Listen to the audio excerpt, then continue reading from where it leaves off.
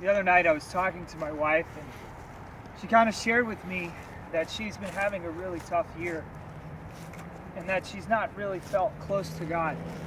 And she used the word that I can't see God right now. And as she was tearing up and speaking to me, and I asked her what's going on, she says, I feel so alone.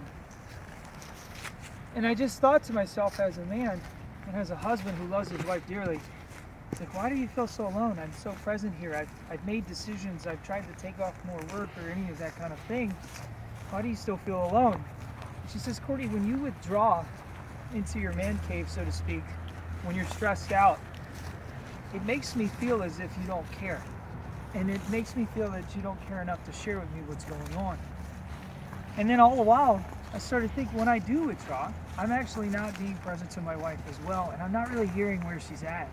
But she kept talking about, I just don't see Christ in this.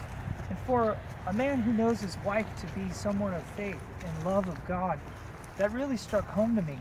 And as I prayed, and as I thought more about it, it's like, God, how can I see you in this moment? Because it was a tough time as we both sat there, and I started to tear up a little bit and started to share my heart.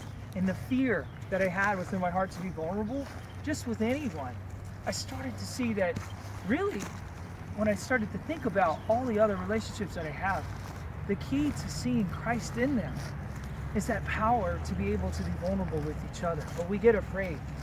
And we get afraid because we know people can hurt us. With that being said, I started to see that this idea of seeing Jesus in others really is about being vulnerable to each other. That in those dark moments in life, all those anxieties, all those hurts, all those fears, they really do keep us from seeing Christ in others and seeing Christ in the church. See, we often think that we need to do this, and this to achieve this result. That as if, like, if I do all these things to be good, God's going to love me more. Well, if I do all these things to be good, this person's going to love me more. My boss, my friends, my family. But all the while that we strive to continue to do those things, we miss the real point of being vulnerable here and giving our hearts to the other. So this Lenten season and this Lenten journey, let us just ask the question, how do we see Christ? And that way, what are those things that keep us from really seeing Him?